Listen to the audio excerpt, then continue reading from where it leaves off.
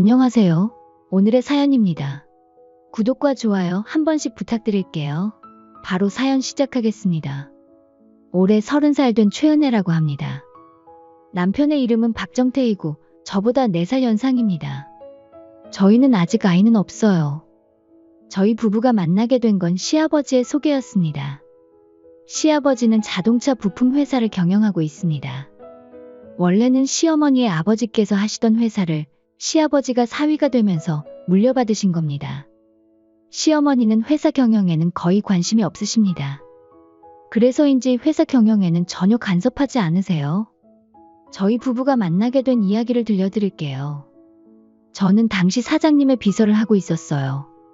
제가 일하는 모습을 항상 좋게 봐주신 시아버지께서 부사장을 하고 있던 남편과 한번 만나보는 게 어떻냐고 먼저 물어봐 주셨어요. 남편은 남고 출신이었기 때문에 이성과의 교제 경험이 별로 없다고 했습니다. 나이로는 결혼해도 이상하지 않은 남편이 빨리 결혼을 해서 가정을 꾸렸으면 하는 것이 시아버지의 소원이었습니다. 시아버지께서 몇 번 만나보고 싫으면 부담 주지 않겠다고 해서 부사장이었던 남편과 몇 번 데이트했습니다. 만나다 보니 배려심도 많고 매너도 있고 남자다움까지 갖춘 매력적인 분이라는 걸 느꼈습니다. 저는 속으로 이렇게 괜찮은 남자를 놓친 전 여자친구분들 정말로 감사합니다. 라며 수십 번이나 생각했고 반년 정도 교제를 한 뒤 결혼을 했습니다. 시아버지는 저를 정말 마음에 들어 하셨어요. 역시 아들에게 은혜가 잘 어울릴 줄 알았어. 둘이 너무 보기 좋아. 진심으로 매우 기뻐해 주셨습니다. 결혼 후에는 시댁에 들어가 함께 살기로 했습니다. 시댁에는 아가씨도 함께 살고 있습니다. 시댁은 회사를 운영하는 집인 만큼 마당 딸린 대저택이었어요. 아마도 처음부터 두 세대가 함께 살 걸 예상하고 설계를 한 듯 했습니다. 안방으로 쓸 수 있는 큰 방이 2개가 있는 주택이었거든요. 저희가 이사 온 날 아가씨가 말했습니다. 여기 이 방은 제가 쓰던 방인데 이사 온다고 해서 일부러 작은 방으로 옮겼어요. 이 방이 크고 화장실도 있어서 좋은데. 어쨌든 이 방 쓰게 해드릴 테니까 나중에 나가서 살 거라고 하면 안 돼요. 우리 집에 시집 왔다는 건 우리에게 헌신하는 것과 마찬가지야. 자고로 며느리란 우리를 위해 일해야 하는 거니까. 시어머니께서 말하면서 저에게 어떤 종이 한 장을 내밀었습니다. 거기에는 3가지 지켜야 할 사항이 적혀 있었습니다. 1. 우리에게 변명하지 말 것. 2. 명령은 절대 지킬 것. 3. 모든 집안일은 며느리가 할 것. 이렇게 3가지가 적혀 있었습니다. 시어머니와 아가씨는 이걸 지키지 않을 때는 함께 살 이유가 없어지는 거니 남편과 이혼시키겠다고 하셨어요. 다 읽었지? 그럼 바로 우리가 마실 커피부터 끓여봐. 내 거는 다방 스타일, 딸 거는 아메리카노로 타와. 우리 취향도 외워둬. 다짜고짜 커피 타라고 말하며 저를 뒤로 한 채 두 사람은 거실로 향했습니다. 저는 그 종이를 든 채 멍하니 서 있을 수밖에 없었습니다. 시아버지 말로는 시어머니도 아가씨도 우리 부부의 동거에 찬성한다고 했습니다. 하지만 그 찬성한다는 의미가 제가 생각하기엔 무엇이든 말을 들어줄 하녀가 생기는 데에 찬성한다는 말인 것 같아요. 저는 이런 상황은 상상조차 하지 못했었고 이사를 오고 나서 제 처지를 깨달았어요. 그렇게 동거를 시작한 지 한 달이 지났습니다. 처음에 전달된 종이에 적혀있던 대로 저는 이 대저택의 집안일 전부를 맡아 하게 되었습니다. 일을 그만둔 게 아니었기 때문에 매일 집안일이 쌓여 잠잘 시간도 부족해져 갔습니다. 집에 있는 것보다 회사에 와 있는 것이 오히려 더 마음이 편안해지는 것 같았어요. 그리고 점심시간에 잠깐 쉴 때면 어떻게 해야 집안일을 효율적으로 빨리 할 수 있을지 매일같이 검색하며 정보를 알아봤어요. 전업주부인 시어머니와 공부를 하는 건지 집에서 노는 것인지 잘 모르겠는 아가씨는 저 없는 낮 동안 집에서 느긋하게 시간을 보내고 있는 겁니다. 그런데도 자신들이 먹을 점심마저도 당연하다는 듯이 저에게 시킵니다. 저 둘은 집에서 아무것도 안 해서 좋았는지 처음 제가 이사 온 날보다 한 달이 지난 지금은 눈에 띄게 살이 많이 쪘어요. 그러면서 제가 하는 요리에 온갖 트집을 잡아요. 간이 진하다. 이 재료는 싫어. 육수가 별로야. 별의별 트집을 다 잡으면서도 식사가 끝날 때 보면 남김없이 다 먹고 없습니다. 게다가 운동도 전혀 하지 않기 때문에 두 사람이 살이 찌는 것은 당연한 거겠죠. 제가 집안일과 일에 쫓겨 정신 못 차리고 있을 때 아버지한테서 전화가 왔습니다. 은혜야, 엄마가 쓰러져서 위험한 상태라니까 지금 당장 왔으면 좋겠어. 전화를 끊자마자 같이 일하는 동료에게 이 사실을 말했습니다. 그리고 최종적으로 시아버지께서 얼른 가보라고 해주셔서 서둘러 회사를 빠져나올 수 있었습니다. 저는 곧장 아버지께서 알려주신 병원으로 향했습니다. 어머니가 옮겨진 병원은 아무리 빨리 가더라도 회사에서 1시간은 걸리는 곳이었습니다. 저는 바로 택시를 잡았고 기사님께 최대한 서둘러 달라고 했습니다. 그리고 혹시나 사고 나면 안 되니까 기사님께 안전운전도 부탁드렸어요. 총알택시처럼 빨리 운전해 주셔서 금방 병원에 도착했습니다. 엄마는 뇌졸중으로 쓰러졌다고 했어요. 응급실에 있는 엄마를 아버지는 걱정스럽게 기다리고 있었습니다. 제발 우리 엄마 한 번만 살려달라고 속으로 울면서 계속해서 기도드렸어요. 하지만 저와 아버지의 기도에도 불구하고 쓰러진 엄마는 의식을 회복하지 못하고 결국 돌아가셨습니다. 엄마와의 이별을 슬퍼할 겨를도 없이 장례 절차를 밟아야 했어요. 일을 마친 남편과 시아버지가 달려왔습니다. 남편은 슬픈 표정으로 말없이 저를 안아줬어요. 그제야 참고 참았던 눈물이 흘러내렸습니다. 시아버지께서 장례 절차 등을 도와주셔서 원활하게 장례가 진행됐어요. 만약 누군가 안 도와줬다면 아버지와 둘이서 많이 서툴렀을 것 같아요. 시아버지께 정말 감사했습니다. 참고로 시어머니와 아가씨는 연락조차 없었고 장례식에 얼굴도 비치지 않았습니다. 이젠 한 가족이 됐는데 장례식에 오지 않는 건 도무지 이해하기 힘들었습니다. 시아버지께서는 제 몸과 마음이 안정이 될 때까지 당분간 일을 쉬게 해주셨어요. 아버지는 갑작스러운 엄마의 죽음으로 큰 충격을 받은 것 같았어요. 제가 재촉하지 않으면 식사도 하지 않을 정도였습니다. 아버지가 심적으로 안정을 찾으시고 때에 맞춰 식사도 드시게 되면서 드디어 저는 남편이 기다리는 집으로 돌아가게 되었습니다. 남편과 시아버지께서는 아직 일하고 있는 낮이었어요. 그리고 저를 기다리고 있는 것은 난장판이 된 시댁이었습니다. 지난 일주일 정도 집을 비운 것만으로 어떻게 이렇게까지 난장판이 될 수 있는 거지? 싶었습니다.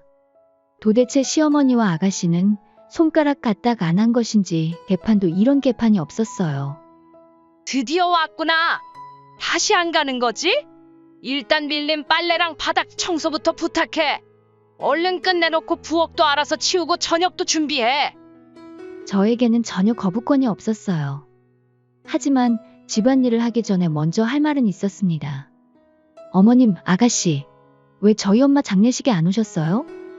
누가 죽었다고 일일이 다 가야 해? 대한민국에 그런 법이 있었어? 엄마 말이 맞지. 세연이 엄마 장례식 같은 데는 갈 필요가 없지.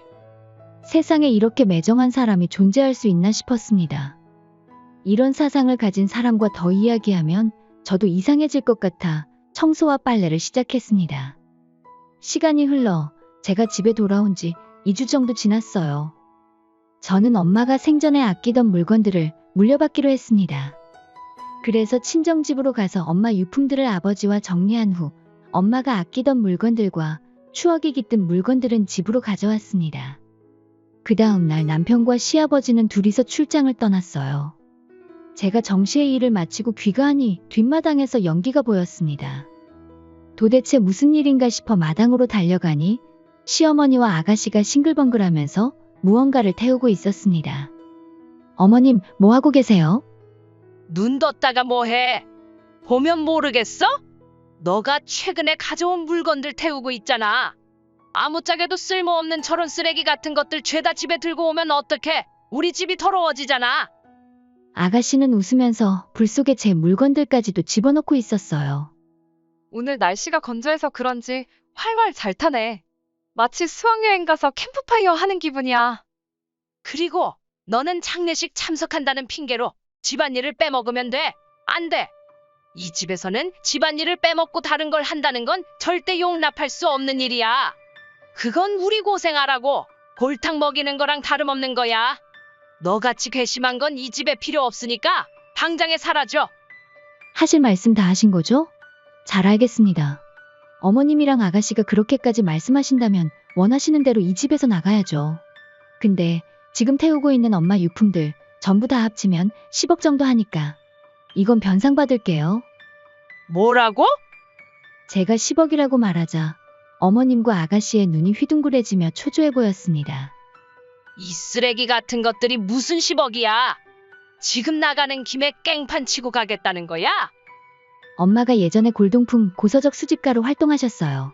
지금 태우신 것들 정말 귀한 것들이라 집안 대대로 물려주겠다고 팔지 않고 계속 소장하신 것들이에요. 감정받은 기록들도 다 남아있으니 계산해보면 알겠지만 얼추 다 해서 10억은 될 거예요. 함부로 불에 태우시다니 무슨 수를 써서라도 다 변상받을 겁니다. 그 말만 하고 저는 방으로 돌아와 짐을 싸고 아버지가 계시는 친정으로 갔습니다. 친정에 도착해서 아버지께 지금 있었던 일을 이야기 드렸습니다. 아버지는 조용히 이야기를 들어주셨습니다. 엄마가 쓰던 유품은 아직 집에 좀 남아있으니 그나마 천만다행이네. 특히 엄마가 아끼던 액세서리는 여기 전부 있으니 챙겨뒀다가 생각날 때 한 번씩 해. 분명 아버지도 시어머니와 아가씨의 행동에 화가 났을 겁니다. 하지만 아버지마저 화를 내면 일이 너무 커질 거라 생각하신 것 같아요. 저는 아버지 말에 눈물이 났어요. 친정에서 회사까지 멀었지만 당분간은 친정집에서 지내기로 했습니다. 이제 시댁에 갈 생각은 없어요. 그리고 남편이 출장해서 돌아왔어요. 저는 남편에게 친정에 있다고 말했습니다. 남편은 영문을 몰랐지만 제가 있는 곳으로 오겠다고 했습니다. 그리고 시아버지도 함께 올 거라고 했어요. 해질녘쯤 되어 남편과 시아버지가 캐리어를 끌고 저희 친정에 오셨어요. 저는 두 사람에게 왜 제가 여기 있는지를 핵심만 찝어서 간략히 이야기했어요. 그러자 두 사람은 분노하며 시어머니와 아가씨를 욕했습니다. 도대체 무슨 생각으로 이런 짓을 하는 거야? 며느리 물건을 불태우다니, 게다가 장모님의 유품들까지. 내 이것들을 그냥 손모가지를 부러뜨려 놓든가 해야지. 보자 하니까 세상 무서운 줄 모르고 제멋대로 날뛰고 있네. 정말 다행히 두 사람은 정상적인 사고를 하고 있었어요. 사돈, 제가 일단 집에 돌아가서 둘이랑 이야기도 좀 하고 상황 파악을 하고 오겠습니다. 정태는 여기서 며느리랑 함께 있도록 할게요. 이렇게 해도 괜찮으시죠? 시아버지께서 제 아버지에게 양해를 구하셨어요. 그렇게 하셔도 상관없습니다. 오히려 사위가 집에 있어주면 딸도 마음 편할 테니 그렇게 하시죠. 시아버지는 다시 개판이 된 집을 보고 진절머리가 난 듯했습니다. 시어머니는 아무 일도 없다는 듯이 태연하게 시아버지를 대했어요. 지금 집이 왜 이렇게 지저분해? 왜 이렇게 다 널브러져 있어? 아니, 지금 하녀가 없어져서 그래요. 내일 가정부 한번 알아볼 테니까 오늘은 좀 지저분해도 그냥 지내요. 하녀라고 말한 게 며느리를 말하는 건 아니겠지. 하녀가 뭐 별거 있나요? 집안일하고 시중 들면 그게 하녀지. 며느리라고 부르나 하녀라고 부르나 다를 게 뭐 있어요. 아무리 그래도 그런 식으로 말하는 건 아니지. 그리고 너희들 며느리 물건이랑 어머니 물건들 불태웠다고 들었는데 진짜야. 그건 요새 불멍이 유행하길래 우리도 불멍해보고 싶어서 그런 거예요. 모닥불 피워서 쳐다보면 힐링되는 게 좋다고 하더라고요. 그래서 집에서 적당히 태울 만한 물건들 가져와 태운 것뿐이지 일부러 며느리 물건들을 태운 게 아니에요. 어디서 되지도 않는 거짓말을 하고 있어. 그럴 거면 마당에 나무를 베어서 하지 그랬어. 지금 그걸 믿어달라고 하는 말이야. 지금 한 짓이 얼마나 큰 죄인지 모르겠어. 당장에 며느리한테 싹싹 빌고 사과해. 웃기지 마요. 내가 사과를 왜 해요? 걔가 엄마가 죽었다느니 장례식이니 뭐니 하면서 그동안 집안일은 나 몰라라 하고 전부 내팽개쳤어요. 그게 훨씬 더 큰일이죠. 그럴 땐 당신이 집안일 좀 하면 되잖아. 며느리는 일도 하는데 당신은 일 안 하고 집에서 놀잖아. 그리고 지연이, 너는 왜 공부한다면서 독서실 안 가고 맨날 집에 있는 거야? 그렇게 말로만 공부할 거면 이제 독립해서 나가. 아빠, 다짜고짜 나가라는 거 너무한 거 아니에요? 공부가 잘 안 되면 집에서 쉴 수도 있는 거죠. 아빠는 제가 뭐 어떻게 해주길 바라는 거예요? 그런 식으로 공부해서 잘 도 선생님 하겠다. 나한테 그런 거 물어보기 전에 네가 한번 잘 생각해봐. 뭘 잘못했고 뭘 고쳐야 하는지 내가 말 안 해주면 몰라. 그리고 정태는 집에 안 올 거야. 왜 정태까지 안 들어오는 거야? 걔는 또 왜 그래? 너희보다 며느리가 우선이니깐 그렇지. 지금 자기 아내가 상처받았는데 남편이 되어서 나 몰라라 하고 내버려 두겠어? 어느 남자라도 다 그렇게 하지. 정태가 이러면 시어머니는 혼자서 중얼거리더니 핸드폰을 꺼내서 어디론가 전화를 했습니다. 바로 남편에게 전화를 한 거였어요. 정태야, 빨리 집에 와. 괜히 이상한 소리 하는 며느리랑 같이 있으면 너도 이상해질 뿐이야. 스피커폰을 한 게 아니어서 남편이 하는 말은 시아버지는 듣지 못했다고 합니다. 하지만 시어머니의 태도로 미루어 보아 돌아오지 않겠다고 단호하게 말한 걸 느낀 것 같아요. 시어머니는 친아들에게 버림받은 셈입니다. 그로부터 일주일 정도 지났습니다. 저희는 시어머니와 아가씨가 불태워버린 것들에 대해 손해배상금 10억을 청구했습니다. 처음에는 저런 허접한 것들이 그럴 만한 가치가 있을 리 없다며 한 푼도 줄 수 없다고 버텼는데 제가 지금의 시세대로 하면 10억보다 훨씬 넘을 것이고 소송 가면 소송비도 다 물으셔야 할 거라고 으름장 놓으니 시원하게 10억을 주기로 합의했습니다. 다만 10억을 시아버지에게 부탁하는 것 같았어요. 시댁에서는 이런 이야기가 오갔다네요.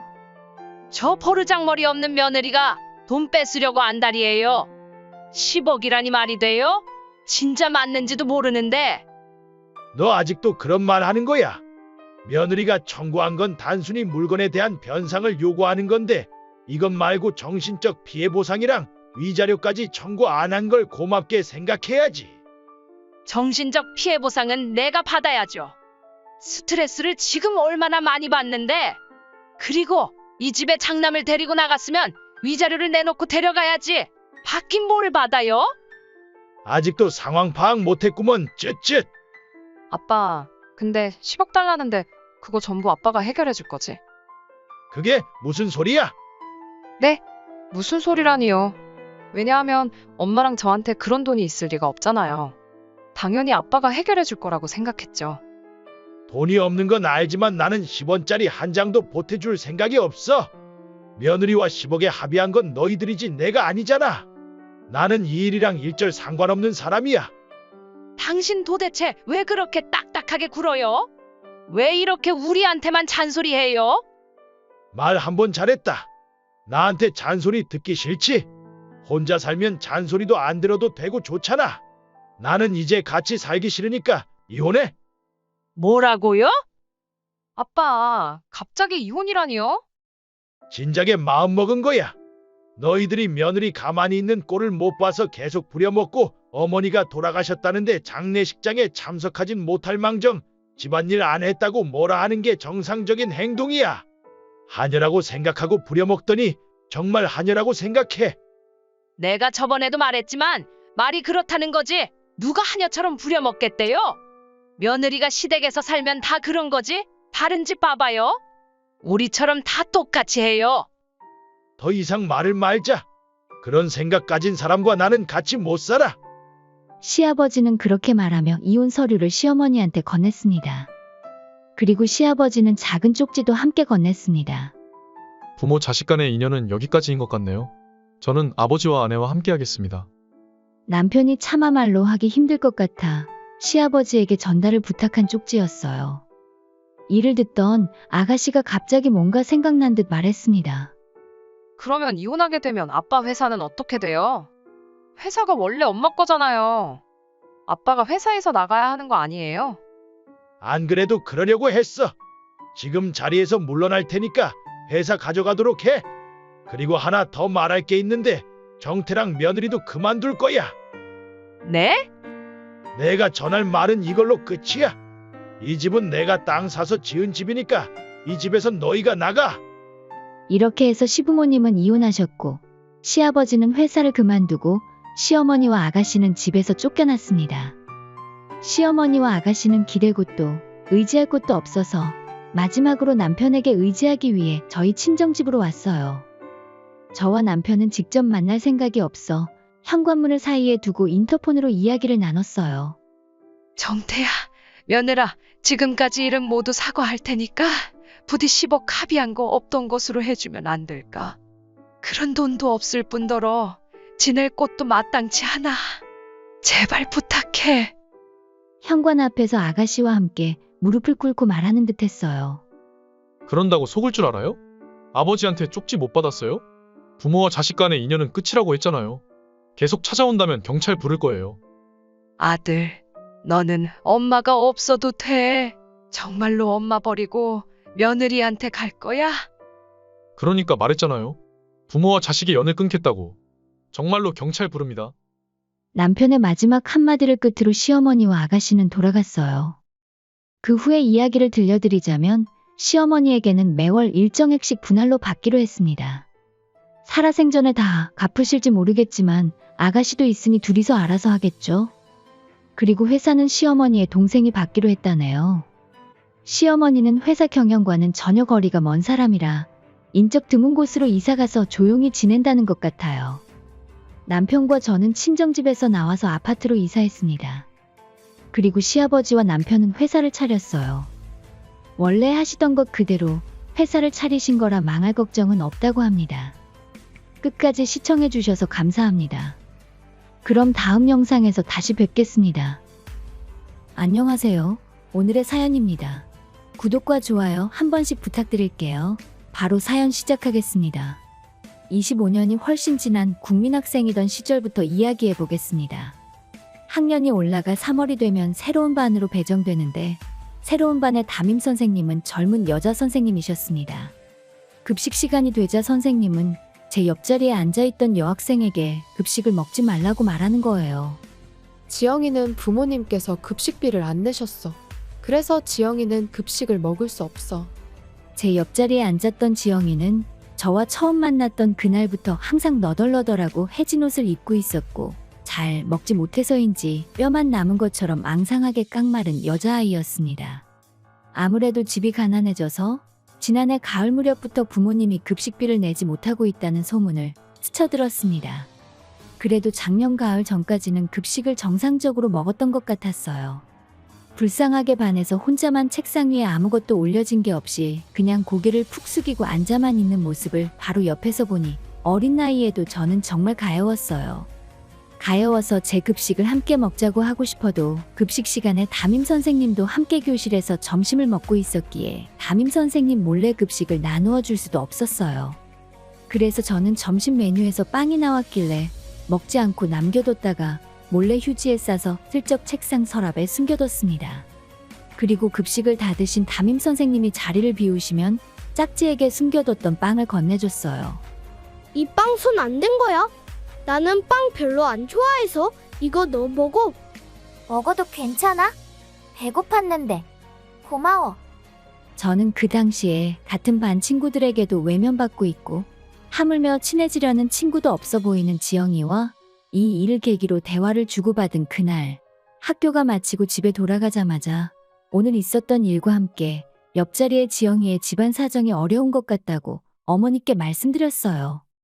엄마, 진짜 거짓말 안 하고 잘 못 먹는지 엄청 마르고 급식도 혼자서만 못 먹고 있는데 도시락 좀 싸주시면 안 돼요. 제 옆에 앉아서 짝지인데 불쌍해요. 작년엔 다른 친구 준비물도 같이 사달라더니 올해는 급식이야? 명호야, 집안 형편이 어려운 친구들이 불쌍하다는 말은 엄마가 이해하지만 그런 거 하나하나 다 엄마가 챙겨줄 순 없어. 엄마가 테레사 수녀님도 아니고 너는 엄마는 안 불쌍하니? 우리 집은 그 정도로 가난하진 않잖아요. 제발 이번 딱 한 번만요. 마지막으로 부탁드릴게요. 아빠 도시락 쌀 때 조금씩만 덜어주시면 안 돼요? 제발요. 내가 진짜 너 때문에 못 산다 못 살아. 정말 이번이 마지막이야. 대신 나중에 설거지할 때 엄마 도와줘야 해. 알겠지? 내일부터 아빠 도시락 싸면서 같이 싸줄 테니까 아침에 까먹지 말고 가져가도록 해. 그리고 짝지 불편하지 않게 말 잘해서 마음 편하게 먹도록 해줘. 어머니에게 사정사정했고 귀찮으실 텐데도 어머니는 승낙해 주셨습니다. 다음날 점심시간에 어머니가 손수 싸주신 도시락을 짝지에게 건네줬습니다. 짝지는 눈이 휘둥그레지며 엄청 놀란 표정이었어요. 지영아, 이거 우리 엄마가 도시락 싼 건데 점심 때 너 먹으면 된대. 웬 도시락이야? 근데 어머니가 왜 내 도시락을 싸주셨어? 아, 그게 아빠 도시락 싸면서 도시락 하나 더 싸달라고 했어. 급식 시간에 너 혼자 안 먹고 있잖아. 엄마가 매일 싸준다고 하니까 이제 굶지 않아도 돼. 정말이야? 너무 고마워. 진짜 좋은 짝지를 만나서 기쁘네. 어머니한테 고맙다고 말씀 전해줘. 이 은혜 잊지 않을게. 나도 너랑 짝지 돼서 좋아. 맛있게 먹어. 선생님이 급식을 다 드신 후 자리를 비우고 나면 짝지는 어머니가 싸준 도시락을 먹었습니다. 어릴 때는 도시락을 가져와서 먹으면 선생님께 혼난다고 생각해서 몰래 먹었던 것 같아요. 알고 보니 짝지는 저와 집이 같은 방향이었어요. 그래서 그날부터 함께 집으로 걸어가며 많은 이야기를 나눴어요. 아빠는 일 안 하고 집에 있어. 근데 경마장에 다니면서 돈을 쓰는 것 같아. 엄마가 일해서 돈 벌어오면 아빠가 다 들고 나가버려. 그렇게 돈 들고 나가면 아빠가 언제 집에 다시 올지 몰라. 아버지가 경마장에 다니는 것 때문에 생활이 힘들고 빚도 생긴 것 같았고 옷도 제대로 사 입지 못해 매일 같은 옷에 너덜너덜해진 옷만 입고 다니는 게 참으로 안타까웠어요. 같은 반의 친구들은 그런 지영이와 거리를 두고 있었고 누구도 친해지려고 하지 않아 소위 따돌림을 당했습니다. 그런 지영이와 짝지를 하는 저에게도 같은 반 애들이 점점 거리를 두고 있다는 게 느껴졌어요. 친구가 없는 건 저와 지영이 둘 다 마찬가지였던 거죠.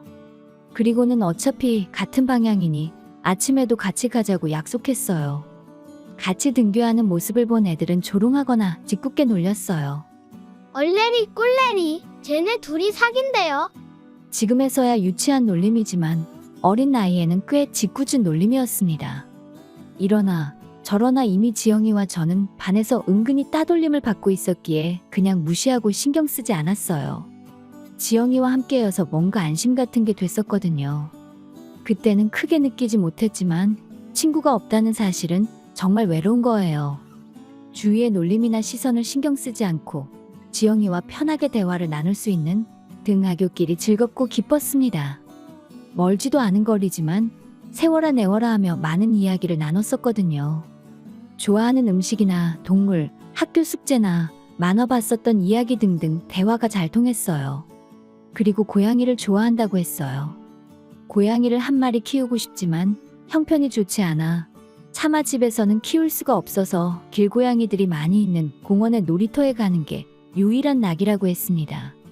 고양이 좋아하는구나? 우리 집에 고양이 키우는데 이번 주에 보러 올래? 와, 진짜? 나 고양이 엄청 좋아해. 내일 학교 마치고 가도 돼? 당연히 되지. 그럼 내일은 마치고 우리 집에 가서 놀자. 다음날 하굣길에 지영이를 집에 데려가자 어머니는 반갑게 맞이해 주셨습니다. 그리고 집에서 키우는 잡종 고양이가 모습을 드러내자 지영이의 눈이 반짝반짝 빛났어요. 와, 진짜 귀엽다. 얘는 이름이 뭐야? 이름은 삐삐야. 엄마가 지어주신 이름인데 암컷이야. 지영이는 고양이를 안아보기도 하고 고양이와 장난감도 가지고 놀고 어머니가 준비해 주신 간식도 먹으며 매우 즐거워했습니다. 학교에서는 절대 볼 수 없었던 해맑은 한바구음을 보고 있으니 정말로 행복해 보였습니다. 시간이 흘러 저녁이 됐을 때 어머니가 지영이 목까지 저녁을 준비해 주셨어요. 지영아, 아줌마 집에서 저녁 먹고 가. 혹시 집 전화번호 아니? 아줌마가 전화해서 저녁 먹고 간다고 어머니한테 말해줄게. 그렇게 말씀하고 어머니는 지영이에게 전화번호를 받아 전화를 거셨습니다. 어머니는 무슨 얘기를 나누시는지 생각보다 오랫동안 통화를 하셨어요. 그리고 이날 이후부터 지영이는 하굣길에 우리 집으로 함께 왔어요. 집에 와서 함께 놀고 저녁까지 먹은 후 집으로 돌아갔어요. 아마도 저희 어머니가 전화를 걸었을 때 지영이 어머니는 일하느라 항상 늦게 집에 들어오시고 집에 계신 아버지는 집안일은 하나도 하지 않아서 엄청 늦은 시간에 저녁을 겨우 차려서 먹는다는 사실을 듣게 돼서 지영이 부모님께 양해를 얻어 우리 집에서 함께 놀고 저녁까지 먹이고 보내겠다고 말한 것 같아요. 앞에서 내색은 안 하셨지만 어머니도 제가 말한 것들이 신경이 쓰였었나 봐요. 지영이와 매일같이 숙제하고 고양이와 노는 생활이 1년 가까이 됐을 때 갑자기 이사를 간다고 했어요.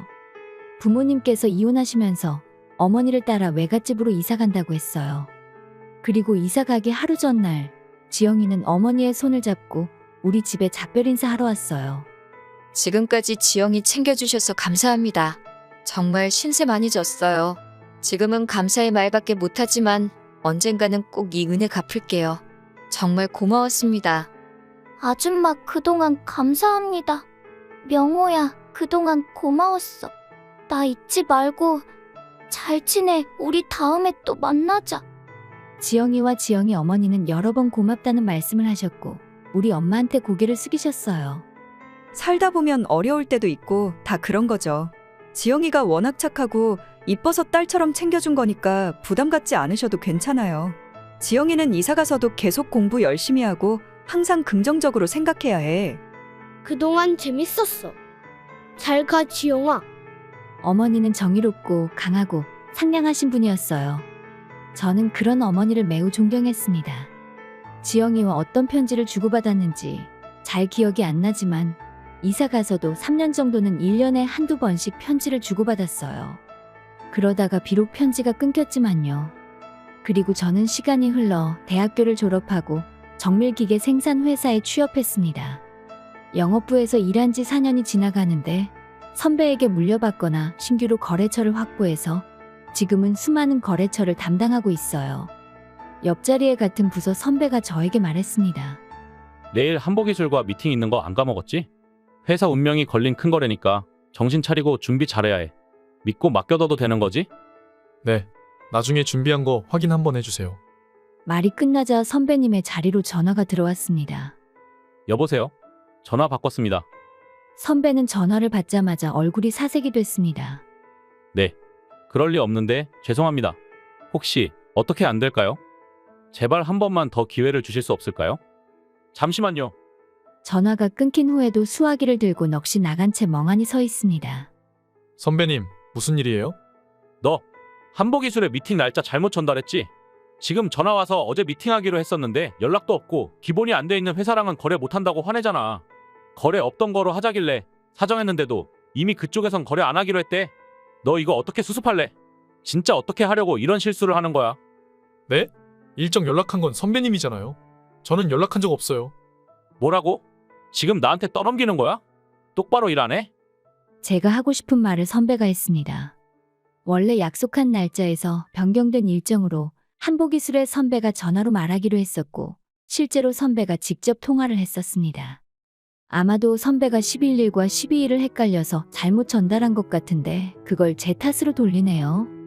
선배는 결국 이 문제를 해결하기 위해 부장님께 말씀드렸고 부장님이 직접 사과드리고 해결해보겠다며 나섰습니다.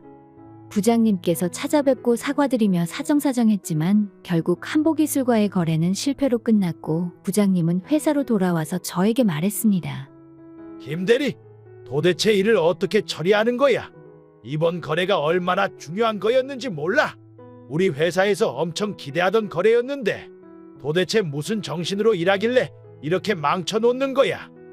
부장님, 일정 연락은 제가 한 게 아니라. 듣기 싫으니까 변명하지 마. 뭐 할 말 있다고 입을 여는 거야? 이번 거래 때문에 회사에 손해가 막심하니 알아서 책임지고 자리 비워. 부장이 화날 때면 하는 말버릇이 나왔습니다. 네, 잠깐만요, 부장님. 사표 쓰라는 건 너무합니다. 저는 억울합니다. 그러면 한보기술에 팔려고 했던 기계 다른 회사에 계약 따와. 시간은 딱 일주일 줄 테니까 능력껏 계약 따오도록 해. 일주일 지나면 알지? 그때는 정말로 김대리 자리 치울 테니까 명심해. 부장님, 저 정말 억울해요. 그리고 일주일 만에 계약을 어떻게 해요? 진짜 그만두라는 소리랑 같은 말이잖아요. 부장님의 말을 듣고 멘붕에 빠졌습니다. 정말 이대로 그만둬야 하나 싶은 생각이 들었어요. 그러다 그때 문득 생각난 회사가 있었습니다. 지금 한보기술에 팔려던 기계와 똑같은 기계를 구매하려고 검토 중인 회사가 한 곳 있다는 것을요. 이 회사는 항상 가격만 물고 늘어지고 어떻게든 깎아서 살려고 협상만 계속해오고 있어서 도대체 살 마음이 있는 건지 의문이 들어 거의 판매를 포기하고 있었던 곳입니다. 이렇게 된 이상 어떻게든 이 회사와 계약을 하는 수밖에 없었어요. 저는 급히 견적서를 수정하고 전화를 걸어 약속을 잡았고 회사로 향했습니다.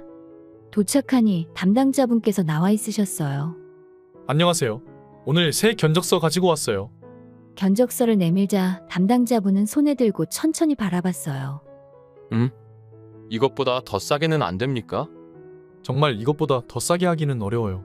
벌써 몇 번이나 가격 조정을 해드렸는데 제일 저렴하게 드리는 거예요. 제가 좀 부탁드릴게요. 우리 회사 기계가 절대적으로 도움이 되실 거예요. 잘 아시겠지만 유지관리도 정기적으로 다 해드리고 다른 곳보다 정말 좋은 조건이에요. 그런 건 잘 알고 있는데 이 가격이면 위에서 결제해주지 않아요. 정말 저도 구매하고 싶은 마음이 굴뚝 같거든요. 그러면 제가 상사분께 잘 설명해 드릴게요. 혹시 괜찮으시면 상사분과 자리 한번 만들어 주실 수 없을까요? 그건 안 될 것 같아요. 요새 정말 바쁜 시기라 밥 먹는 시간도 쪼개서 일하고 있는 처지라 시간이 안 날 거예요. 꼭 좀 부탁드릴게요. 아니면 그 식사하시는 잠깐이라도 이야기 나눌 수 있게 해주세요. 식사는 제가 대접할 테니까 정말 잠깐이라도 좀 부탁드려요. 저는 필사적으로 부탁했습니다. 한 대에 수억하는 기계를 팔 수만 있다면 식사 대접이야 10번도 더 해줄 수 있었습니다. 알겠습니다. 지금은 외출하셨으니까 나중에 돌아오면 잘 말해볼게요. 일단 바로 답변 못 드릴 수 있으니까 돌아가셔서 기다리고 계세요. 알겠습니다. 잘 부탁드립니다. 미팅룸에서 나와 복도를 빠져나가려 할 때 엘리베이터가 열리며 한 어르신이 내려 사무실로 들어왔습니다. 부서장님. 담당자분께서 어르신을 보자마자 이렇게 외치고 쪼르르 달려갔습니다. 이 사람이 결제해주지 않는다는 상사인 것으로 보였습니다. 여러 번 머리를 조아리며 부서장에게 설명하는 것으로 보였는데 어르신은 갑자기 고함을 지르며 화를 냈습니다. 식사 자리? 내가 식사 접대 같은 거 받으면 계약해주는 그런 놈인 줄 알아? 내가 저번에 가격이 비싸다고 몇 번을 얘기했어. 비싼 게 문제니까 가격을 낮춰줘야 사든지 말든지 고민을 할 거 아니야. 지금보다 더 싸게 팔 거 아니면 2번 다시는 오지 말라고 해. 이게 이렇게 갑자기 혼날 정도의 일인지 당혹스러웠습니다. 당황해서 굳어있는 저에게 담당자분께서 다가와 슬쩍 귓속말하셨습니다. 죄송합니다. 오늘 부서장님이 기분 안 좋은 일이 있나 봐요. 원래 이 정도는 아니신데 좀 많이 화나신 것 같아요. 많이 화나면 저렇게 다시는 오지 말라고 화풀이 하시거든요. 아무래도 이 부서장은 매우 다혈질적인 성격인 것 같은데 이 사람의 결제를 받지 못하면 계약을 틀 수 없었습니다. 이 계약을 따내지 못하면 제 발로 나가야 하거나 잘릴 상황인데 도대체 어떻게 해야 하나 하고 고민하고 있을 때 복도 끝에서 또각또각 키를 신고 걷는 발소리가 들려왔습니다. 기다려주세요. 부서장님. 젊은 여성의 목소리가 들려와서 돌아보니 거기에는 정장 차림에 예쁜 여자가 서 있었습니다. 가혜 씨군요. 고개를 갸우뚱하는 부서장님 앞에 그녀는 터벅터벅 다가갔습니다. 부서장님? 저도 자료를 봤습니다만 그쪽 회사의 기기가 우리 회사에서 꽤 유용하게 쓰일 것으로 보입니다. 꼭 긍정적으로 구매 검토 부탁드립니다. 그녀는 부서장의 눈을 똑바로 바라보며 말했어요. 아, 그렇게 생각하세요? 가혜 씨가 그렇게 말한다면 꼭 구매해야죠. 아까 가져온 계약서 내용대로 계약 진행해줘. 부서장은 저와 담당자를 번갈아 쳐다보며 계약 진행하라는 말을 했습니다. 저는 이게 갑자기 무슨 일인지 상황 파악이 안 됐어요. 저기, 이 계약서대로 구매하시겠다고 말씀하시는 게 맞으십니까? 들은 대로야. 납품까지 차질 없도록 잘 부탁하겠네. 우리 사장님 따님께서 구매를 부탁하는데 내가 거부할 이유가 없지 않은가. 사장님 따님이라는 분을 제가 바라보자 빙긋 웃으며 말했어요. 길명호, 오랜만이야. 내 얼굴 모르겠어? 너무 오랜만이라 못 알아보는 거야? 오랜만이라고 하는데 아무리 생각해봐도 다혜라는 이름의 여자는 제가 아는 사람이 없었습니다. 하지만 물끄러미 그녀의 얼굴을 바라보니 어디선가 본 기억이 있는 것 같은 생각이 자꾸만 들었어요. 다혜? 도대체 누구지? 생각할 때 그녀가 다시 말을 걸었습니다. 정말 모르겠어? 그럼 김지영이라고 하면 기억이 나겠어? 김지영? 혹시 대전국민학교 나왔어요? 그렇다면 학교 다닐 때 같이 등하교하고 우리 집에 놀러왔던 그 지영이? 맞아. 아직 안 까먹고 있었구나. 다행이다. 와, 너 진짜 오랜만이다. 이사한 뒤로 본 적이 없으니까 도대체 얼마 만이야? 너무 반갑다. 20년도 더 넘었으니까 진짜 오래되긴 했지. 너가 가져온 자료에 길명우라고 적혀 있길래 혹시나 너일지도 모른다고 생각하고 있었어. 길시성을 쓰는 사람이 드문데 이름도 똑같길래 신기했었거든. 대단하다. 어떻게 내 이름을 정확하게 기억하고 있었대? 그럼 이 회사가 아버지 회사야? 여러 가지 사연이 있는데 어머니가 재혼하셨거든. 그러면서 아버지 따라 성 바꾸면서 지용해서 다혜로 개명도 했지. 아, 어쩐지 이름만 들어서는 기억이 나질 않더라고. 여기서 계속 이야기하긴 좀 그러니까 괜찮으면 오늘 밤에 같이 한잔하면서 이야기하지 않을래? 그래, 좀 이따가 밖에서 보자. 저와 그녀는 그 자리에서 연락처를 교환하고 서로의 일이 끝난 후 밖에서 만나기로 했습니다. 저는 계약을 따낸 것을 보고하려 회사로 돌아갔고 부장님은 눈이 한껏 커지며 믿지 못하셨어요. 정말 계약을 땄어? 네, 정식으로 계약서 사인은 나중에 하기로 했지만 구두로 납품받기로 확답받고 왔어요. 이야, 대단해 정말. 잘했어. 부장님은 진심으로 좋아해 주셨고 제 옆자리의 선배는 그저 자기 자리에서 고개만 숙이고 아무 말도 없이 웅크리고 있었습니다. 그날 밤 일을 끝내고 약속 장소의 술집으로 향하자 지영이, 아니 다혜가 먼저 도착해서 저를 기다리고 있었어요. 오늘 정말 고마웠어. 진짜 너 아니었으면 잘릴 뻔했었거든. 정말? 무슨 일이길래 쩌르니 많이 하는 거야? 제가 그간 있었던 일을 말하자 저를 위로해줬어요. 자기가 실수해놓고선 후배한테 다 떠넘기다니 진짜 못된 선배네. 아니, 나쁜 놈이네. 맞아, 나쁜 놈이지. 어쨌든 너 덕분에 계약을 해서 너무 좋았어. 정말 고마워. 제가 고맙다고 여러 번 말하자 다혜는 수줍게 미소를 지었어요. 도움이 됐다니 다행이야. 나야말로 너한테 정말 감사해. 이사한 뒤로 연락이 끊겨서 언젠가 꼭 다시 만나야 할 텐데 하고 있었는데 기적처럼 다시 만나네. 그녀의 말로는 고등학생 때 어머니가 당시 근무하던 곳의 남자와 만나 마침내 결혼에 이르렀다고 했습니다. 그리고 몇 년 후 어머니가 재혼하며 생긴 할아버지가 병으로 쓰러져 경영하던 회사를 물려받기 위해 일가족 모두가 이곳으로 이사 왔다고 하네요. 돌아왔을 때 바로 연락하지 그랬어. 미안. 근데 마지막으로 편지 답장 안 한 건 너잖아. 내가 답장 안 했어? 오래돼서 기억도 안 나. 맞아. 이건 내가 기억하고 있었어. 왜냐하면 언제쯤 답장 오려나 하고 기다리다가 혹시 여자친구라도 생겨서 답장 안 하는 건가 싶어 잊어버리고 살고 있었거든. 그랬었구나.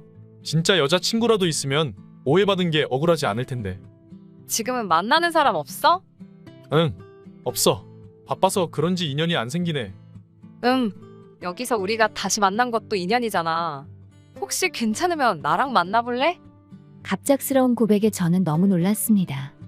이런 걸 기대하고 약속 잡은 게 아니었는데 어릴 때 함께했던 추억들이 생각나며 그녀가 웃으면 나도 웃고 뭘 하든 즐겁고 행복했던 감정들이 다시 떠올랐습니다. 그래, 좋아. 그녀 앞에 오른손을 내밀자 그녀는 살짝 제 손을 잡아줬어요. 고마워. 모든 게 다 기뻐. 이렇게 첫사랑과 다시 만나 교제를 시작했고 1년이 지나 청혼을 하며 결혼식을 올렸습니다. 지금 이 사연 쓰는 동안에 아내는 옆에서 유치원생 아들과 함께 색종이 접으며 놀고 있네요. 어린 시절 고생했던 아내와 항상 웃음꽃이 돼주는 아들을 언제나 행복하게 지켜주겠습니다. 끝까지 시청해주셔서 감사합니다. 그럼 다음 영상에서 다시 뵙겠습니다. 안녕하세요. 오늘의 사연입니다. 구독과 좋아요 한 번씩 부탁드릴게요. 바로 사연 시작하겠습니다. 저는 현재 27살입니다. 제가 기억이 남아있을 때부터 아버지는 정말 별로인 사람이었어요.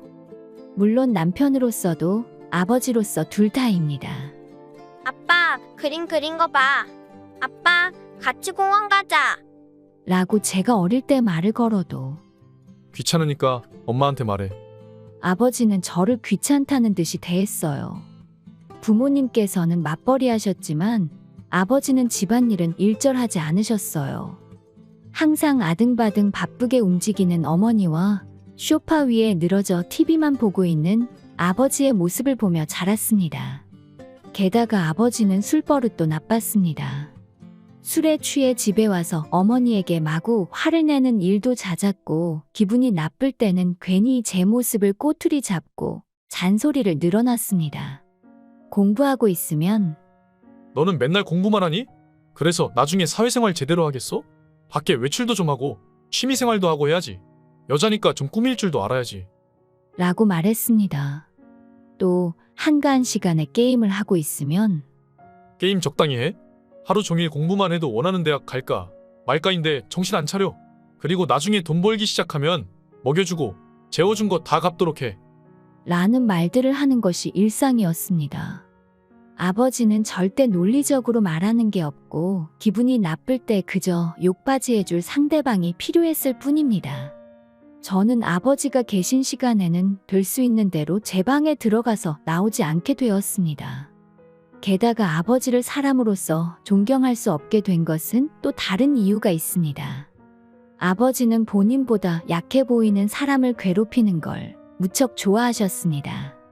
제가 친구랑 다투거나 친구에게 험담을 들어 울면서 집에 들어오면 이렇게 말했습니다. 겨우 험담 듣고 싸운 거 가지고 한심하게 그런 걸로 울고 그래. 그럴 땐 반대로 그 사람한테 복수하면 되잖아. 아빠는 나한테 험담하는 놈 있으면 똑같이 험담해서 눈물 콧물 쏙 빼게 해줬고 주먹 싸움 일어나면 친구들까지 동원해서 이겼어. 그리고 학교에 다니다 보면 꼭 마음에 들지 않는 선생들이 있단 말이야. 그 선생들도 아빠는 그냥 멱살을 잡아버리고 다음 날부터 학교도 못 나오게 해줬어. 영웅담 늘어놓듯이 자랑했습니다. 어린 시절에 저런 것들이 자랑이 되지 않는다는 것은 알고 있었지만 다시 말하면 또 귀찮아지기 때문에 저는 잠자코 듣고 있었습니다. 그럴 때면 항상 뒤에서 어머니가 하시던 것을 멈추시고 제 이야기를 듣고 저를 위로해 주셨어요. 저는 어머니가 강한 여자가 아니었다면 제 인생이 지금쯤 어떻게 되었을까 하고 생각하면 정말로 끔찍한 생각이 들고 소름 끼칩니다. 그리고 제가 철이 들고 나서도 아버지는 변함없이 그대로였습니다. 회사 직장 후배들을 자주 집에 데려오셨어요. 얘는 일 진짜 못하는 놈이야. 이놈은 진짜 회사의 짐밖에 안 돼. 직장 후배들을 비웃었습니다. 억지로 끌려온 후배들도 상사에게 대꾸할 수 없어 항상 쓴웃음을 짓고 있었습니다. 그 중에서도 자주 끌려온 사람은 원혁 씨라는 후배였습니다. 원혁 씨도 정말 싫었을 텐데 자주 집에 불려와서 술을 마셨고 심지어 휴일에도 쉬지도 못하고 불려왔습니다. 강제로 불려오면 아버지의 무용담이나 푸념만 들을 뿐이어서 하나도 즐거울 게 없었을 거라고 생각합니다. 다만 원혁 씨는 보기 드문 정말 좋은 사람이었습니다. 휴일에 강제로 대낮부터 불려와 집에서 한잔하다가 아버지가 먼저 술에 취해 잠들어 버리면 술상 정리도 직접 하시고 설거지나 집안일도 거들어주고 했습니다.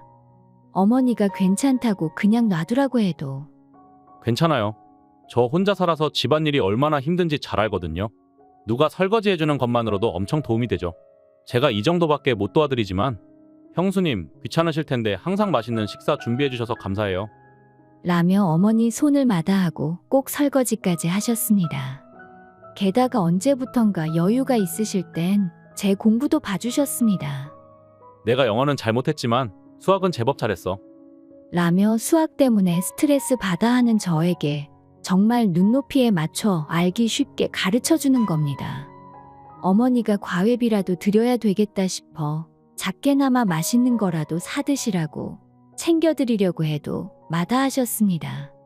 제가 하고 싶어서 하는 일이니까 이런 거 안 주셔도 돼요. 이러시면 제가 더 부담돼요. 괜찮아요. 라고 한 번도 받지 않으시고 전부 마다하셨습니다. 이런 사람이 우리 아버지였으면 좋겠다고 저는 수백 번도 더 생각하고 있었습니다. 그런 나날을 보내고 있었는데 아버지가 언제부터인지 정확히 기억나지 않지만 거의 집에 들어오지 않으셨습니다. 이때 저는 고등학생이었습니다. 고등학생이라고 하면 이제 어른에 가까우니까 얼추 눈치껏 아버지에게 다른 여자가 생겼고 그래서 집에 잘 안 들어오는가 보다 하는 걸 직감적으로 느끼고 있었습니다. 물론 어머니도 이 상황을 어느 정도 알아차리긴 하신 것 같았지만 아직 학생인 제가 걱정돼서인지 이런 상황을 드러내서 해결하시려고는 하지 않으셨던 것 같아요. 갈수록 아버지는 집에 보태는 돈을 줄여나갔던 것 같고 어쩔 수 없이 줄어드는 생활비만큼 어머니께서 하시는 일을 늘리셨습니다. 저는 조금이라도 어머니께 도움이 되고자 집안일도 솔선수범해서 최대한 도와드렸습니다. 어머니의 귀가가 늦어지는 날에는 제가 손수 가족들이 먹을 저녁을 준비하기도 했습니다. 어머니는 일을 많이 늘리셔서 지쳐하셨고 저도 학교 생활과 공부에 더해 집안일도 대부분을 하게 되니 체력적으로 상당히 힘에 부쳤습니다. 그 무렵 원혁 씨는 아버지가 부르지 않아도 자주 집에 방문하셨습니다. 공부만 해도 힘들 텐데 밥도 차려 먹어야 하고 많이 힘들지? 집에 오시면 간단한 요리도 해주시고 집안일도 해주시고 여느 때처럼 공부도 가르쳐 주셨어요. 솔직히 과외는 생각도 하지 못하고 학원만이라도 다녔으면 좋겠다는 생각이 들었지만 가정 형편을 생각하면 고등학생 학원비는 너무 비싸서 어머니에게 학원 관련해서는 일절 말하지도 못하는 상황이었는데 원혁 씨의 존재는 정말 저에게 큰 도움이었습니다. 그러던 어느 날 아버지는 술 마시러 밖에 나갔다 올게. 말하고 나간 뒤 2번 다시는 집에 들어오지 않았습니다. 아버지는 이날 이후 회사도 그만둔 것 같고 어머니가 회사에 연락해봐도 이미 그만둔 사람이라 연락할 방법은 모른다고 하고 핸드폰도 해지했는지 아무 폰으로 전화해도 연락이 안 됐습니다.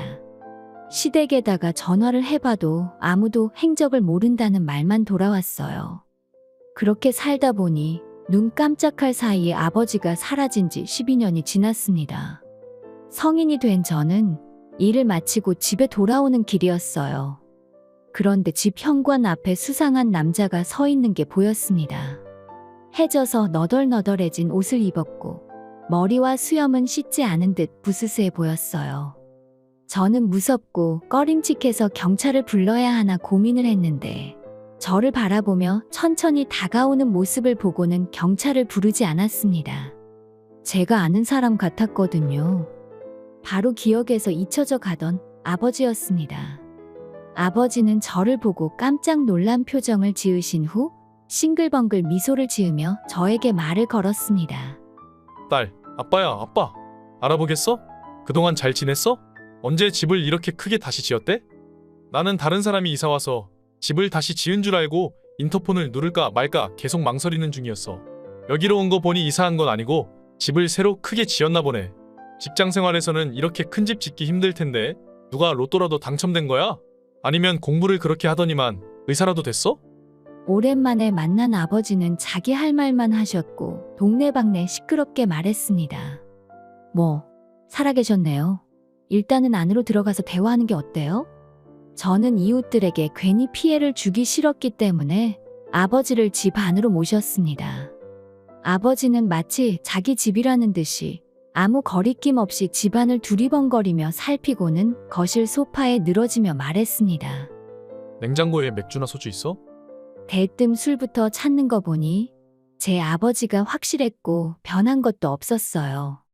있긴 한데 별로 드리고 싶지 않아요. 그것보다 왜 오신 거예요? 갑자기 사라져 놓고선 인제 와서 찾아온 이유가 뭐예요? 그 존댓말은 뭐야? 괜히 거리감 느껴지게. 너 원래 안 그랬잖아. 서먹서먹하게 그러지 마. 나는 네 아빠야. 세상에 하나뿐인 아빠라고. 그렇게 말하며 듣고 싶지 않은 지난 12년간의 이야기를 하기 시작했습니다. 그 당시 예상대로 아버지는 바람을 피우고 있었고 만나고 있는 여자와 살고 싶었지만 이혼 과정을 거치게 되면 재산 분할도 해야 하고 위자료도 줘야 하는 게 귀찮고 싫어서 그냥 사라져버려야겠다고 생각하고 집을 나갔다고 합니다. 원하는 대로 집을 나가서 처음 몇 년 동안은 그 여자와 즐겁게 살았다고 하는데 일도 하지 않고 집안일을 하는 것도 없이 집에서 나태하게 TV만 보고 있는 아버지에게 그 여자도 점점 짜증이 쌓여서 둘의 싸움이 갈수록 늘었다고 합니다. 아무리 그래도 절대 집안일 따위는 하기 싫고 돈만 있다면 가정부를 고용하거나 더 좋은 가전제품을 사서 문제들을 해결할 수 있다고 생각한 아버지는 한 번도 해본 적 없는 주식에 손을 댔다고 합니다. 전혀 주식 공부도 없이 무작정 시작해서 처참히 실패했다고 합니다. 그래서 많은 빚을 지게 되었다네요. 어쩔 수 없이 몇 년간은 회사에 다니면서 열심히 그 빚을 갚았다고 하는데 월급의 절반 가까이가 빚 갚는데 나가다 보니 시간이 지날수록 한 달 생활하는 게 지겨워지고 삶의 의미를 못 느껴 다니던 회사 금고에서 현금을 훔치려다가 걸려서 바로 해고당했다고 합니다. 그리고 이 타이밍에 같이 살던 그 여자도 더는 못 참겠었는지 아버지가 그랬던 것처럼 사라져버렸다고 합니다. 그래도 죽을 순 없어서 일용직 노가다를 전전하며 하루살이처럼 살다 보니 줄어들어야 할 빚은 오히려 늘어나기만 했다고 아버지는 웃으며 말씀하셨어요. 정말 아버지다운 지난 12년이고 가족들 버리고 도망친 벌을 알아서 받고 있는 것 같네요. 그리고 아버지는 제 근황도 물으셨어요. 너는 어떻게 지냈어? 괜찮은 남자친구는 있어? 이상한 남자친구 만나고 있는 건 아니지? 누가 누구를 걱정하는지 걱정해주는 말 같지도 않아서 그냥 멋쩍은 미소만 짓고 대꾸도 하지 않았습니다. 근데 아버지는 제 모습을 보고 당신한테 상냥하게 미소 지어준다고 착각했나 봐요. 그래서 요즘 들어 옛날에 우리 가족이 한 지붕 아래서 좋으나 싫으나 함께 살 때가 정말로 행복했었던 때였구나 하는 생각이 절실히 들었어. 그래서 이제 아빠가 돌아왔으니 함께 살자. 옛날처럼 우리 가족이 뭉치는 거야. 스스로 감동하며 말하는 아버지에게 저는 일말의 망설임도 없이 말했어요. 죄송한데 당신은 이제 제 아빠가 아니에요. 저는 아빠가 2명은 필요 없거든요. 그렇게 말하자 아버지는 눈이 튀어나올 듯 커지며 말했습니다. 방금 둘이라고 했어? 아빠가 2명은 필요 없다는 게 도대체 무슨 말이야? 말 그대로 아빠는 1명이면 된다는 말이에요. 어떻게 지난 시간 동안 엄마가 재혼하지 않았을 거라고 생각할 수 있는 건지 너무 이해가 안 되네요. 당신은 모르겠지만 엄마는 정말 좋으신 분이고 멋진 분이세요. 그런 엄마를 좋아하는 남자가 당연히 있지 않겠어요? 게다가 갑자기 나타나신 게 결국은 돈 때문이라는 거 밖에 생각 안 되네요. 저는 전 아버지인 남자에게 이렇게 말했습니다. 그리고 때마침 현재의 아버지가 돌아오셨습니다. 아빠, 어서 와. 집에 들어오는 현재의 아버지를 보고 전 아버지는 입을 딱 벌리고 눈동자가 흔들리고 있었습니다. 설마 네가 아빠라고? 저는 전 아버지가 놀라는 것들을 무시하고 말했어요. 저희 아빠 맞아요. 오래됐어도 기억이 나시죠? 밤낮 없이 빨간 날에도 부르면 와주던 원혁 씨예요. 그렇습니다. 저의 새로운 아버지가 된 것은 원혁 씨였습니다. 저는 몰래 원혁 씨에게 전 아버지가 와 계시기 때문에 가능하면 빨리 돌아와 달라고 연락을 넣었기 때문에 원혁 씨는 전 아버지를 보고도 놀라는 기색이 없었습니다. 선배님, 오랜만입니다. 원혁 씨는 상냥하게 인사를 했습니다. 전 아버지가 돌아가신 후부터 원혁 씨는 저와 어머니를 걱정해주며 도와줬습니다. 솔직히 전 아버지가 술 마시자고 부르는 일이 없어지면 우리 집에 소원해질 거라고 생각했습니다. 하지만 원혁 씨는 과일도 사다 주고 집안일도 도와주곤 했습니다.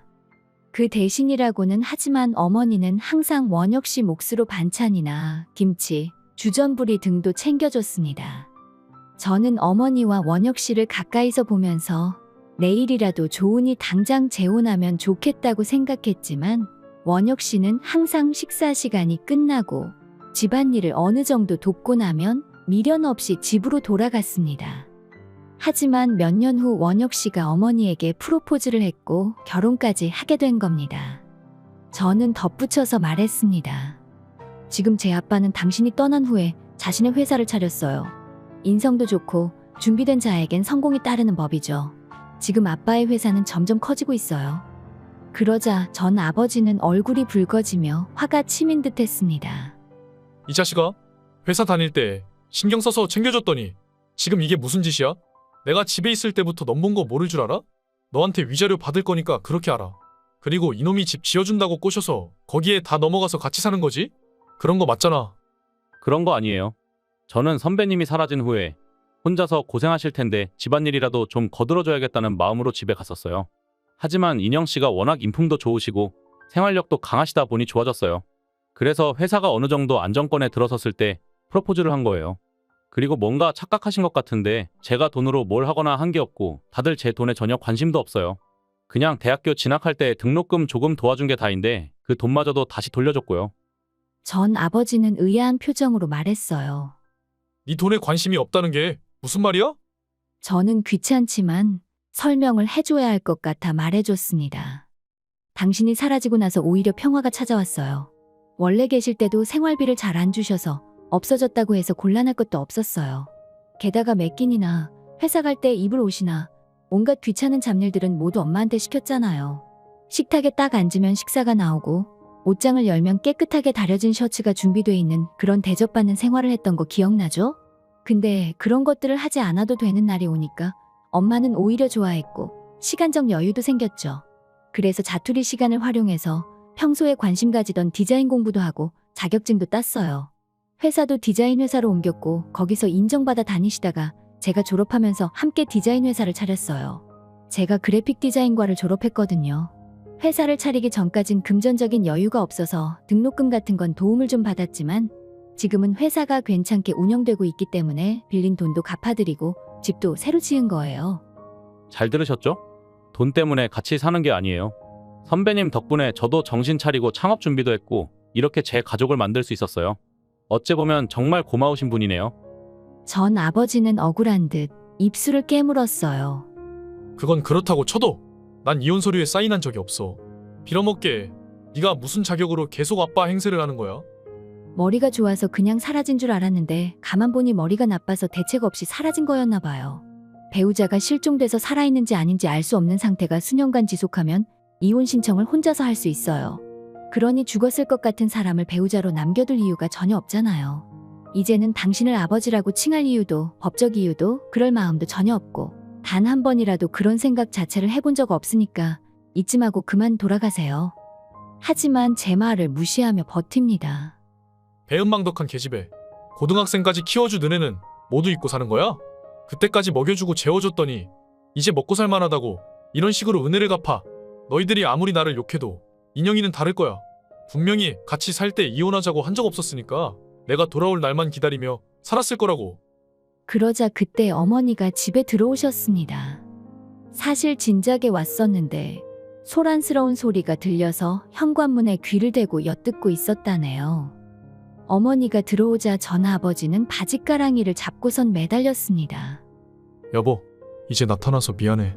나 없는 동안 많이 힘들었지? 지금이라도 우리 다시 시작할 수 있어.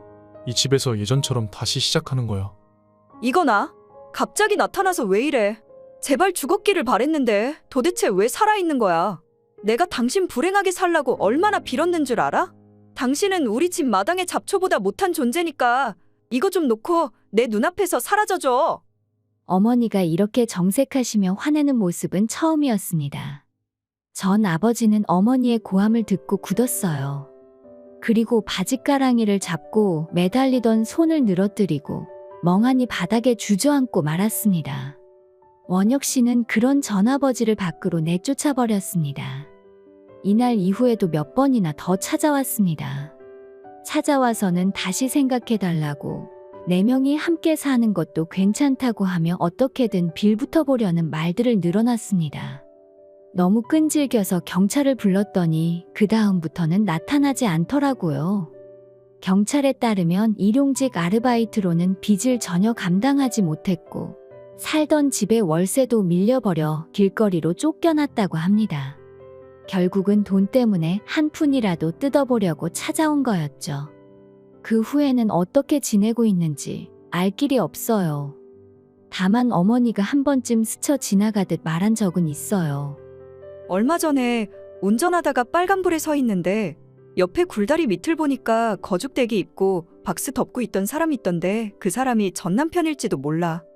어머니도 자세히 본 건 아니라고 해서 진상은 알지 못하겠네요. 하지만 이젠 전혀 상관없는 일입니다. 오히려 예전보다 더 확실히 홀가분하게 있고 살 수 있어서 하루하루가 평온한 것 같네요. 그나저나 이 사건을 계기로 궁금해진 것을 어머니께 물어봤어요. 엄마, 옛날에 함께 살 때 왜 이혼을 안 한 거야? 이혼했어도 수백 번은 했을 것 같은데 어째서 안 한 거야? 처음에는 아무리 못난 사람이라도 집에 아버지라는 존재는 있어야 한다고 생각했거든. 그리고 얼마가 됐든 간에 생활비를 주니까 이혼하는 건 고려하지 않았지. 근데 점점 생활비가 줄더니 아예 안 주기 시작할 때부터는 같이 살아야 할 필요성을 못 느꼈어.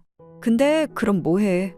당장에 생활비 벌려고 일을 더 하다 보니 이혼 생각할 여유조차 없을 정도로 바빴었지. 어머니가 희생하신 걸 생각하니 괜히 눈물이 났습니다. 그러고 보니 최근에 제가 집에 좋은 소식을 전했습니다. 사실은 지금의 남자친구에게 프로포즈를 받았거든요. 엄마와 아빠에게 축하받아 너무 좋은데 벌써부터 결혼하면 어떻게 처신해야 하는지 교육받느라 약간은 피곤합니다. 그래도 저를 걱정해 주셔서 하는 잔소리겠거니 하며 하나하나 잘 새겨 듣고 있어요. 앞으로 모든 일들이 술술 잘 풀렸으면 좋겠네요. 끝까지 시청해 주셔서 감사합니다. 그럼 다음 영상에서 다시 뵙겠습니다.